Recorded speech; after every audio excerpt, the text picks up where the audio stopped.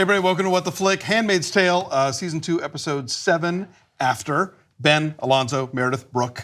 There's a lot happening here, and I love all the Moira backstory, but my favorite thing about this episode, and this is a thing they played with a lot between Offred and Mrs. Waterford, is the behavior of the oppressed versus the oppressor, and how the oppressor at some point expects the oppressed to get used to it and is constantly angry when they don't. That's right, yeah.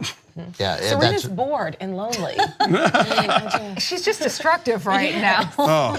Well, she's so thrilled to like be able to use her brain again. How about the subtle way that the show led us to believe and then waited 11 minutes before letting us know that that wasn't Rita? Yes. Like, I mean, I kept thinking, well, we didn't see it, so it's not Rita. And then I kept thinking, well, geez, baby.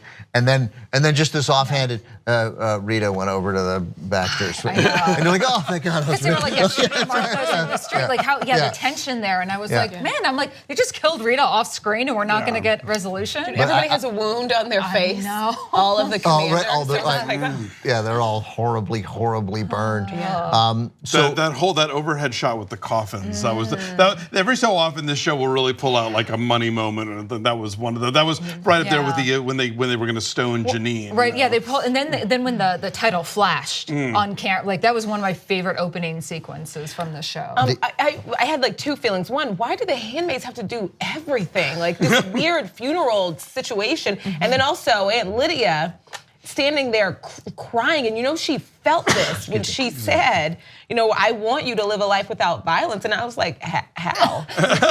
With the cattle prods and the rape? Yeah. And the hangings? Right. Yeah. Sorry, wait. What? Well, I want you to live a life without violence that you perpetrate. Right. I was like, she really meant what she was saying. It's like this weird idea that like physical abuses of women, it's fine. So I had a couple fun questions. How did the handmaids know what to do at a funeral? Like where's that? Where do they look? Aunt Lydia was clearly on like the drill team in high school because there's always these very elaborate geometric things. Yeah, they always do it, and they had special outfits. They had special funeral, and they know just what to do with the thing. And they probably had like rehearsals leading up to it. And it turns out June has a special handmade funeral box where there were the little handmade. Oh, that's right. Yeah, frankly, I thought like maybe are they all about to be executed and put into those coffins? Like I wasn't sure. And I also didn't think that all those handmaids would have died. Weren't all the handmaids outside when they were running away? There were a bunch of there was a row of them outside and also a row of them like in the balcony or something. Oh, okay. Well, the balcony people. That's I didn't get. But I love the click connection between last episode and this episode. I noticed it too. I read like an article in Vanity Fair with Serina, the actress, and the show creator talking about like, handmaids lose their lives too. And I was like, wait, what? Really? Yeah. This was after. Yeah, I didn't get that handmaids were in jeopardy. I thought that she was literally telling them run, which she was, but that there were other handmaids in jeopardy. I also wonder who took all the pictures of the dead.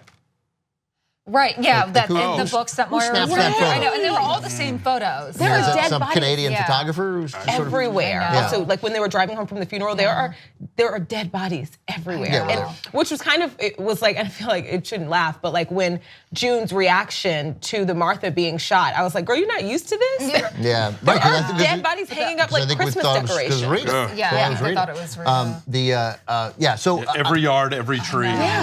So I think they've, at least for me, and I like to decide, I can't help deciding where a show's going, and it changes every 8 minutes. But so, there was the moment of looking like, is Serina gonna come, because she's a war criminal, right? She deserves, at the Nuremberg trials, she's getting the death penalty, I think.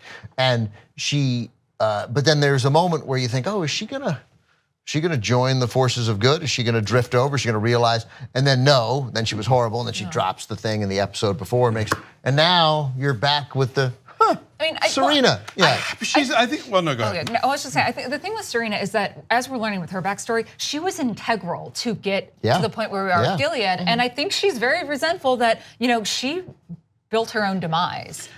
Yeah, that's the thing. It's like when you look at certain kind of Fox News commentators, and you think, all right, if you're backing this thing and it goes to its logical degree, you're screwed. Right. She didn't look at it like that. Serina does want women to have the boring role in society that she has. She just didn't want she didn't want herself, her well, body to have it. She exactly. thought that she, like being with Fred, that she was going to be exempt from that. Right, but that moment of it's that whole joke about like when the Trump voters being all like, oh well, I thought he was going to screw everybody else, but like, oh no, me too, oh no. I think when she hands the pen over and when she says just merely, you were an editor. Like that was the first acknowledgement of her. There'd been a couple of little ones like, oh, we used to vacation there, and that brunch place, right? Well, they had the best. Hannah is a constant reminder of the before. But this is the first time Serina acknowledges June, not Offred. That's right. Well, that's true. I think that there is at least a suggestion that Serina. Well, first of all, Gilead is the more off. I mean, as my wife instantly said, they're going to have to sedate Fred because things are going to run very smoothly in Gilead with Serina in charge. And I wouldn't be surprised. Because Fred's a doofus. Serina is going to totally 9 to 5 him. Totally. He's going to be Mr. Hart trussed up in the bedroom while she makes all the decisions. It'd be great if it opened next week with stumble out of bed.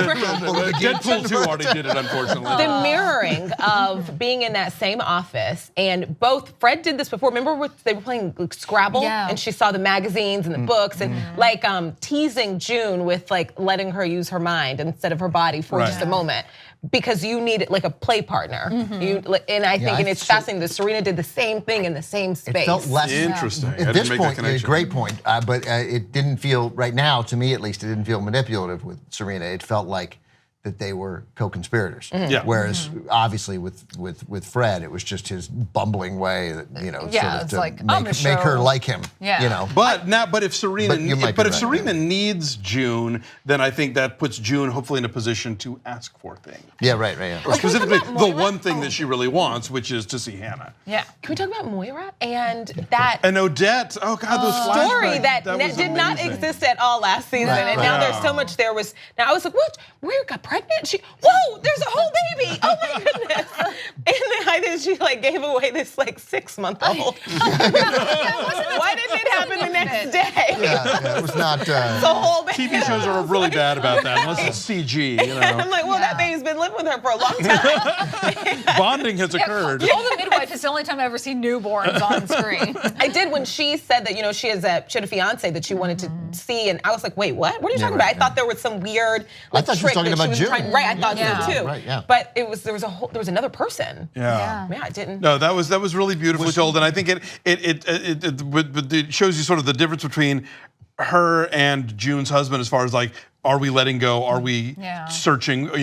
Do we feel like there's hope for the future, or do we not? Because I think that all white ladies look alike. I thought that it's the second time you've done this.